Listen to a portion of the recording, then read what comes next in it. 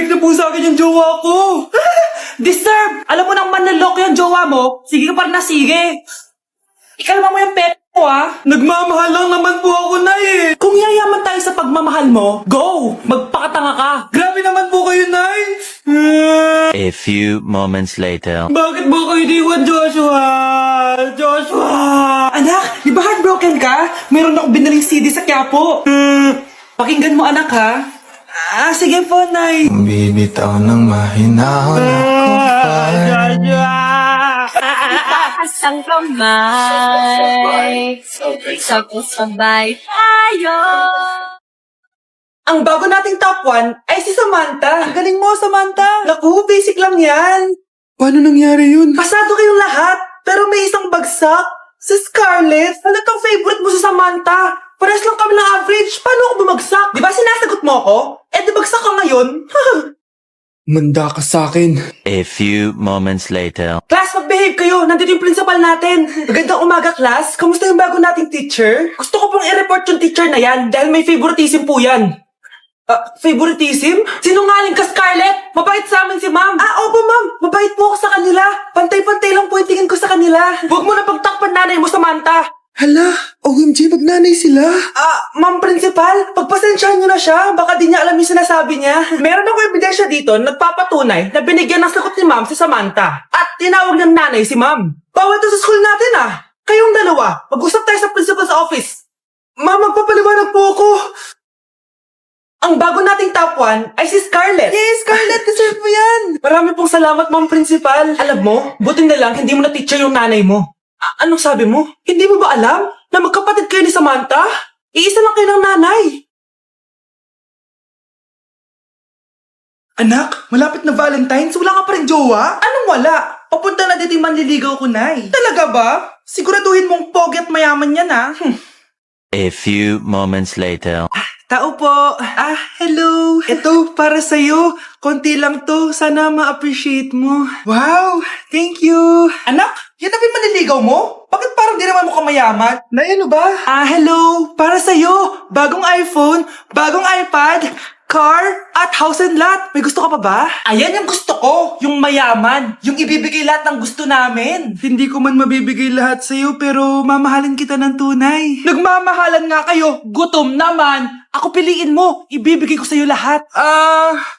Anak, ayusin mo yung pagpili mo. Ikaw yung napili ko. Sabi na ako pipiliin mo. Ang napili kong i-busted. Ikaw yung gusto kong makasama. Na-appreciate ko lahat ng binigay mo sa akin. Bobo mo talaga, anak. Boss, pinapatawag ka na ng daddy mo sa mansyon. Sige, pupunta na ako. Hindi pala siya gold digger. Sasama kita. So, mayaman ka talaga? Yun naman pala. Sama din ako sa mansion mo. Hindi pwede, Nay. Bawal sumama ang mga gold digger. Tara na, babe. Una na po kami. Yes! Ang taas ng score ko! Anong score mo, Scarlett? 19 yung score ko. Ay, hindi perfect. Buti pa ako, naka-20. Bawi ka na lang next time, ha? Scarlett, nagawa mo ba yung assignment natin? May assignment tayo? Hala, di ko nagawa. Huwag mo nang sasabihin kay mama. Sige, di ko sasabihin. Ma'am, may assignment po pala tayo. Ay, oo nga pala, may assignment tayo, class. Ang hindi gumawa ng assignment, bagsak sa akin, ha? Bida-bida talaga tong si Samantha. Okay, class, sinong iboboto niyong president? I nominate Scarlett, ma'am. Ako? Di ako papayag. Dapat ako yung maging president. Go, Scarlett, kaya mo yan. I nominate myself because I believe na mas responsible ako. I believe na hindi ako nangungupit ng class funds. Iboto niyo ako dahil matataas ang mga scores ko. Iboto niyo ako dahil hindi ako nangungopya para lang tumaas ang score. Ako ba pinaparinggan mo? Mukhang may natamaan ata. Congrats, Scarlett. Deserve mo maging president. Gagawin ko yung best ko. Good morning, class. Hindi na papasok si Samantha. Ha? Ano nangyari? Ang balita ko, nag-drop na siya dahil sa sobrang pressure sa nanay niya. Palagi siya pinapagalitan kapag hindi perfect yung score niya. Nagalit din yung nanay niya nung hindi siya nanalo ng president. Kaya, na-depress talaga siya. Kawawa naman pala siya.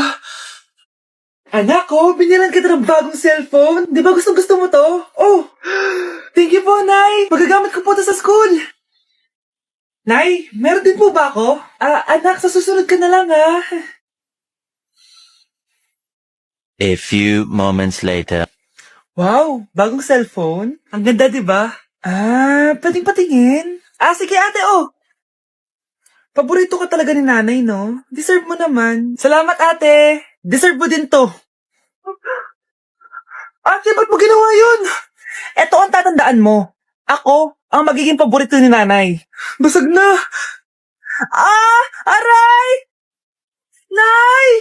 Oo, anong nangyayari dito? Nay, sinaktan mo ako ni Kyle.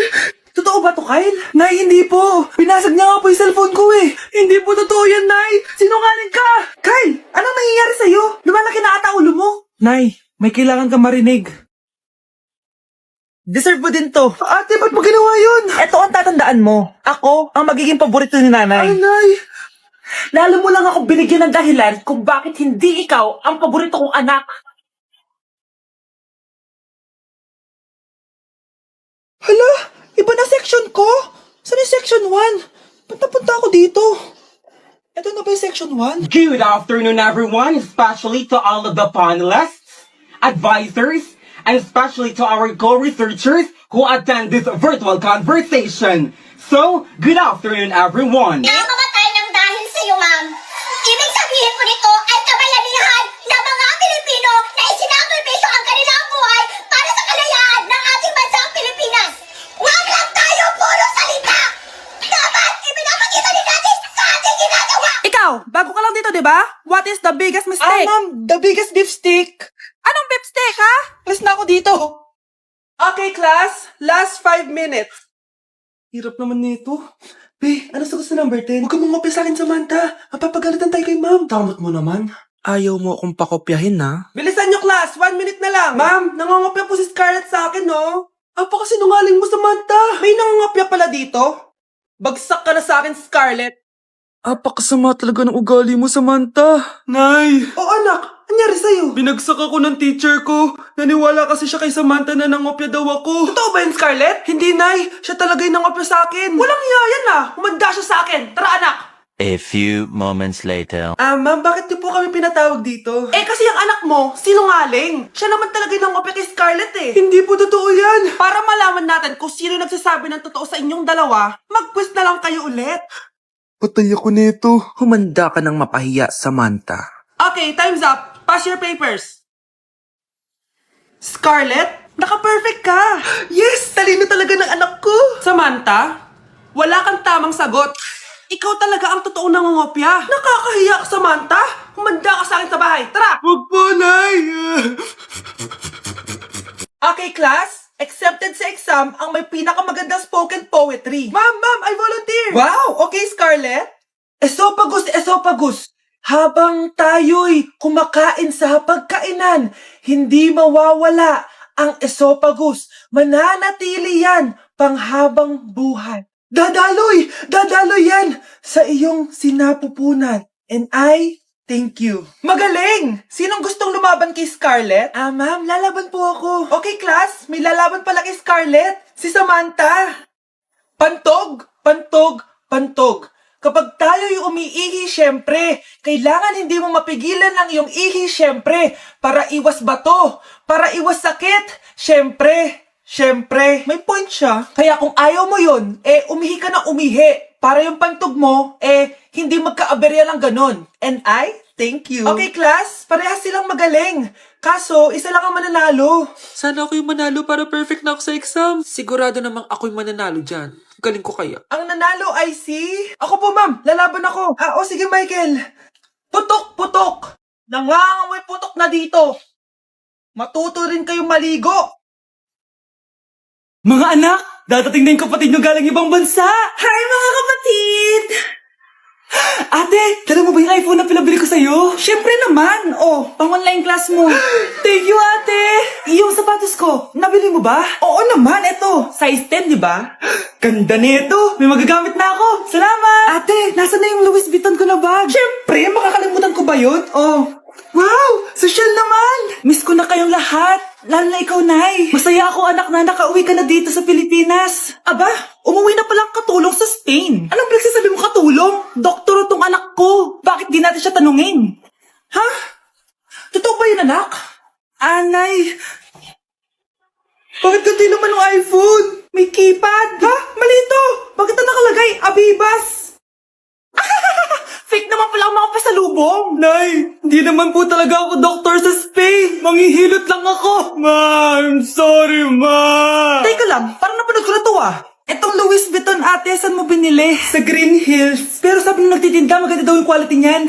Anak, kahit ano ka pa, tanggap kita. Thank you, Nay. I love you, anak. Hala, nasan sa crush ko? Hala, di na naman gumagana tong cellphone ko. Kakainis naman. Ayan, di kasi iniingatan, kaya nasisira. May kakilala akong gumagawa ng phone best. Gusto mo? Libre lang. Libre? O sige. Pwede ba? Ginagamit ko kasi ito pang school eh. Oo, best, ako bahala. Bukas okay na yan. Tiwala ka sa akin. The best ka talaga. Ito, ingatan mo yan na. Best! Charan! Okay na. Sabi ko naman sa'yo, maayos to eh. Wow, totoo nga. Naayos nga. May magagamit na naman ako. Bes, kain ka muna. Ay, wag na Bes. May gagawin pa ako sa bahay eh. Kita na lang tayo bukas ha. Sige Bes. Thank you ulit ha. Ikaw lang talaga mapagkakatiwalaan ko. Yes, makakanood na ako ulit ng mga K-drama. Sino yung mabahong yun? Ay, ako pala. Ligo na nga ako. It's time. Selfie muna bago ligo. Ganda ko talaga. Ligo na nga ako. My favorite song. Ayaw!